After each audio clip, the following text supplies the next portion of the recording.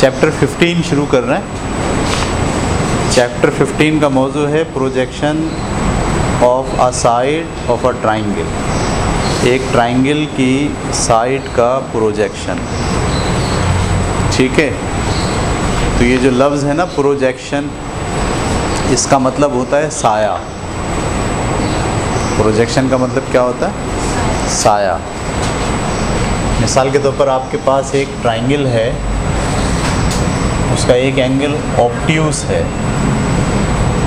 90 degree से बड़ा जो एंगल होता है उसे ऑब्ट्यूस कहते हैं, और 90 डिग्री से छोटा एंगल जो होता है उसे एक्यूट कहते हैं। तो दो लफ्ज़ इस्तेमाल होते हैं, एक एक्यूट और एक ऑब्ट्यूस। तो मैंने ये जो ट्राइंगल बनाई है, फर्ज कीजिए इसका नाम हम रख रहे हैं आपकी किताब के लिहाज से ABC।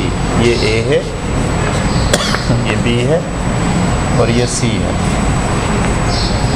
तो क्योंकि इसमें एक एंगल 90 डिग्री से बड़ा है, 90 डिग्री यहाँ आता है ना, अगर मैं सीधा लाइन खींचता तो ये 90 डिग्री बनता है। ये वाला एंगल क्या हो गया? 90 डिग्री से ज़्यादा हो गया। लिहाजा इस ट्राइंगल को आप क्या बोलेंगे? Obtuse triangle. और इस एंगल को क्या बोलेंगे? Obtuse angle. ये बात क्लियर हो गई? एक तो ये आपको नाम याद रखना है। दूसरी बात ये कि हम इसमें अगर यहाँ से रोशनी फेंकी जाए, क्या फेंकी जाए? रोशनी, और ये दीवार हो, तो ये क्या बनेगा? इसका साया बनेगा। यहाँ से अगर रोशनी फेंकी जाए तो यहाँ तक तो रोशनी नहीं आएगी ना, रास्ते में ये पूरी ट्राइंगल उस रोशनी को रोक लीजिए, तो ये क्या होगा? यहाँ से यहाँ तक साया होगा। सही है। इसका नाम अगर हम रख दें D, असल ट्राइंगल तो ये है, असल ट्राइंगल ये है ABC। और ये जो लाइन आप देख रहे हैं ये वाली, ये इस ट्राइंगल का प्रोजेक्शन है, या इस ट्राइंगल का साया है। ये बात आपको समझ में आ रही है? ठीक है। अच्छा, हमको एक थ्योरम प्रूफ करना है। थ्योरम का मतलब होता है एक कानून, एक उसूल। ठीक है, वो हमें प्रूफ करना है। उसूल क्या है? आप देखिए पेज नंबर 244 पर लिखा हो, theorem 15.1.1। In an obtuse angle triangle, किसी ऑब्ट्यूस एंगल ट्राइंगल में the square on the side opposite to the obtuse angle, obtuse angle के सामने वाली साइड।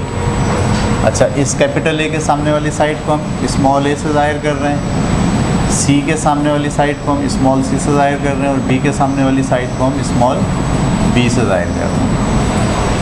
तो ज़रा आप पढ़ते हैं लफ्ज़ in an obtuse angle triangle, किसी ऑब्ट्यूस एंगल ट्राइंगल में the square on the side opposite to the obtuse angle, obtuse angle के अपोजिट जो साइड है उसका स्क्वायर। उसका स्क्वायर का मतलब a का स्क्वायर। ये क्या लिखा है? a square. इंग्लिश में क्या लिखा है? Square of the opposite side of obtuse angle, obtuse angle के सामने वाले साइड का स्क्वायर, ये लिखा है। वालेकुम सलाम। नहीं, छुट्टियाँ हो गई इनकी अब, ईद के बाद। ठीक है, तो ऑब्ट्यूस एंगल के सामने वाली साइड का स्क्वायर। यहाँ तक समझ में आया जुमला? देखिए, थ्योरम में जब आप कोई कानून प्रूफ करने जाते हैं तो सबसे पहले आपको ये बात समझ में आनी चाहिए कि उसकी वर्डिंग क्या है, उसके अल्फाज क्या हैं। क्योंकि अगर आपने अल्फाज मैनेज नहीं किए, पता ही नहीं चल पाया आपको अल्फाज, तो फिर थ्योरम आप ना प्रूफ कर पाओगे ना समझ पाओगे। तो यहाँ ये बात ये लिखी है कि the square on the side opposite to the obtuse angle is equal to, यानी ये जो साइड का स्क्वायर है ये बराबर है किसके, the sum of the squares on the sides containing the obtuse angle, obtuse angle पर मुश्तमिल जो साइड्स हैं उनके स्क्वायर का सम, ऑब्ट्यूस एंगल से मुंसलिक जो साइड हैं उनके स्क्वायर का सम। दोबारा पढ़ें, बिल्कुल एक एक लफ्ज़ अगर आप पढ़ेंगे तो समझ में आएगा। द स्क्वायर, मैं दोबारा पढ़ रहा हूँ, in an obtuse angle triangle, किसी ऑब्ट्यूस एंगल ट्राइंगल में the square on the side opposite to the obtuse angle, obtuse angle के अपोजिट जो साइड है उसका जो स्क्वायर होता है इज़ इक्वल टू, वो बराबर होता है किसके, टू द सम, मजमूए के, वो मजमूए के बराबर होता है। किस किस के मजमूए के, of the square on the sides, उन साइड्स के स्क्वायर के, कंटेनिंग जो मुश्तमिल हैं, the obtuse angle together, obtuse angle पर मुश्तमिल जो साइड हैं उसके स्क्वायर के मजमूए के बराबर होता है। आगे क्या लिखते हैं, विद, और इसके साथ साथ twice the rectangle, twice the rectangle, twice का मतलब दो गुना उस रेक्टेंगल के,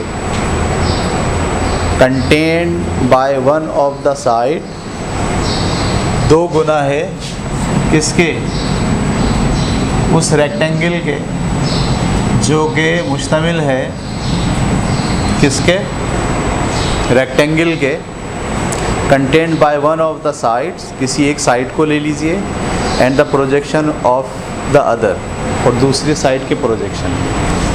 तो ये वाली साइड और दूसरी साइड का प्रोजेक्शन, ये वाली साइड क्या है, सी, और दूसरी साइड ये है, इसका प्रोजेक्शन क्या है, सी डी। हम यहाँ से यहाँ तक के फासले को क्या मान रहे हैं, ये एक साइड पूरी, इस साइड को क्या बोल रहे हैं, सी ए, सॉरी बी ए, क्या बोल रहे हैं इसको, बी ए, और दूसरी जो साइड है उसका प्रोजेक्शन सी डी। इन दोनों को मल्टीप्लाई करते हैं तो क्या बनता है, रेक्टेंगल बनता है। क्या बनता है, ये वाली साइड जो बी ए है और ये वाली साइड जो ये है, अगर इसको ऐसे रेक्टेंगल बना लें तो ये बी ए है और ये क्या है, ये कितना है, तकरीबन सी डी के बराबर। इसकी जो लेंथ है वो किसके बराबर है, सी डी के। इन दोनों को मल्टीप्लाई कर देगा, लंबाई ज़रब चौड़ाई, तो ये क्या बन जाता है, रेक्टेंगल। क्या बन जाता है, रेक्टेंगल। इस रेक्टेंगल के एरिया के ट्वाइस के बराबर है। इसको फिर पढ़ेंगे, बार बार आप पढ़ेंगे तो आपको बात समझ में आएगी कि क्या कहा जा रहा है। किसी ऑब्ट्यूस एंगल के अंदर, सही, उस ऑब्ट्यूस एंगल के अपोजिट साइड का जो स्क्वायर होता है वो बराबर होता है किसके, उस ऑब्ट्यूस एंगल से मुंसलिक जो लाइनें हैं उनके स्क्वायर के मजमूए के, और उन दोनों लाइनों में से एक लाइन और दूसरी लाइन का प्रोजेक्शन मिलके जो ट्राइंगल बना, रेक्टेंगल बनाती है, उसके एरिया के डबल के बराबर होता है। पढ़ें, दोबारा पढ़ें, समझ में आएगा।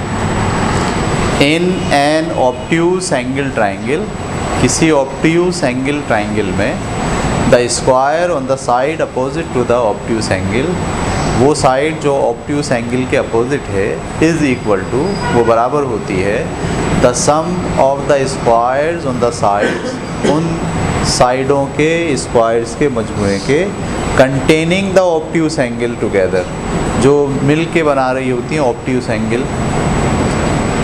एक तो ये, और विद, और उसके साथ साथ ट्वाइस द रेक्टेंगल, दुगना रेक्टेंगल के, कंटेन्ड बाय, जो रेक्टेंगल मुश्तमिल है किससे, वन ऑफ द साइड, एक side, and the projection on it of the other, और दूसरे की प्रोजेक्शन। तो आपके पास ऑब्ट्यूस एंगल के सामने वाली साइड का जो स्क्वायर होता है वो बराबर होता है उन ऑब्ट्यूस एंगल को बनाने वाले साइड्स के स्क्वायर के मजमूए के, और उसके साथ साथ इन दोनों में से किसी एक लाइन और दूसरे के प्रोजेक्शन का जो रेक्टेंगल आता है उसके ट्वाइस के मजमूए के बराबर होता है। कितनी बड़ी बात हो रही ना, ये मैथ है, मैथ में लॉजिक चल रही है। नहीं, ये वही वाली बात है जो हमने इससे पहले एक क्लास ली है मंतक की, कि पूरा मंतक अमल हो रहा है पूरा है। बोल सकते हैं आप इसको अपने अल्फाज में, क्योंकि हमें कैसे पता चलता है ये बात हमारी समझ में आ गई, जब हम बोल सकते हैं बग़ैर देखे, तो फिर हम समझते हैं कि ये बात हमारी समझ में आ गई है। कैसे बोलेंगे, किसी ऑब्ट्यूस एंगल ट्राइंगल में, ये लेकिन तस्करा किसका हो रहा है, ऑब्ट्यूस एंगल ट्राइंगल। जो ऑब्ट्यूस एंगल है उसके सामने वाले साइड का स्क्वायर बराबर होता है किसके, वो ऑब्ट्यूस एंगल जितनी लाइनों से बना है उन दोनों के स्क्वायर्स के मजमूए के, और एक ऑब्ट्यूस एंगल की साइड और दूसरे साइड के प्रोजेक्शन से मिलाकर जो बनेगा रेक्टेंगल, उसके एरिया के डबल के बराबर होता है। यानी उसमें आपको और क्या जमा करना है, ये वाली साइड और इस वाली साइड का जो प्रोजेक्शन है, इसका अगर आप क्या बना दें, रेक्टेंगल बना दें, तो उन दोनों रेक्टेंगल का जो एरिया है उस एरिया को के डबल को अगर इसमें ऐड कर दिया जाए तब जाके क्या बनता है, ये वाली साइड बनती है। ये बात आपकी समझ में आ रही है कुछ कुछ। इसको अगर तस्वीर की शक्ल में बनाऊं तो कैसे बनाऊंगा, तस्वीर की शक्ल में यहाँ बनाता हूँ, छोटी सी ट्रायंगल बनाता हूँ। फ़र्ज़ कीजिए ये है हमारी ट्रायंगल, ठीक है। इस ट्रायंगल में ये बी है, ये क्या है, ए है, और ये क्या है, सी है। तस्वीरी शक्ल में आप कैसे बना सकते हैं इसको, तो ये क्या है, बी सी, इसको हम क्या नाम दे रहे हैं, ए का, ए के सामने वाला ए, बी के सामने वाला छोटा बी, और सी के सामने वाला छोटा सी, ठीक है। ये इसका क्या है, प्रोजेक्शन है, ठीक है। ये इसका क्या है, प्रोजेक्शन है, ये वाली लाइन, इसका नाम हम क्या रख रहे थे, सी डी। तो ये कह रहे हैं कि ये जो ए है अगर इसको हम बना लें क्या, स्क्वायर, इसका क्या बना लें, स्क्वायर। स्क्वायर समझते हैं आप, मुरब्बा, इसका बना लिया जाए स्क्वायर ऐसे, तो ये कहलाएगा ए का स्क्वायर, सही है। और एक इसका स्क्वायर बना लें, ये क्या कहलाएगा, और एक इसका स्क्वायर बना लें, ये क्या कहलाएगा, बी का स्क्वायर। ये किसका स्क्वायर है, ये किसका स्क्वायर है, सी का, और ये किसका स्क्वायर है। इन दोनों को अगर जमा करें तो जो जगह इस दोनों मिलके घेर रहे हैं उससे ये बड़ा है, उससे ये बड़ा है। तो इसमें अगर दो रेक्टेंगल जमा कर लिए जाएं, कौन कौन से रेक्टेंगल, देखिए ये तो एक सी है ना, और ये क्या है, इसका प्रोजेक्शन है। तो अगर मैं यहाँ आपके सामने बना के दिखाऊं, इस सी के प्रोजेक्शन का रेक्टेंगल, ये एक रेक्टेंगल, ये जो रेक्टेंगल है इसमें एक क्या है, इस ट्राइंगल की साइड है, और एक क्या है, उस साइड का प्रोजेक्शन है। तो ये क्या बना, एक रेक्टेंगल।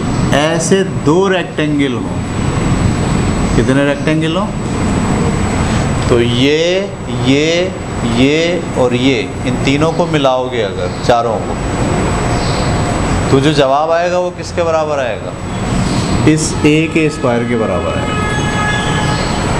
ये कहा जा रहा है। पकड़ पाया आप बात को या नहीं पकड़ पाया? कि किसी ऑब्ट्यूस एंगल के अंदर, जो ऑब्ट्यूस एंगल के सामने वाला साइड है उसका अगर स्क्वायर बना लें तो वो जितनी जगह घेरता है, जितना बड़ा स्क्वायर बनता है, उसकी घेरी हुई जगह बराबर होगी किसकी घेरी हुई जगह के?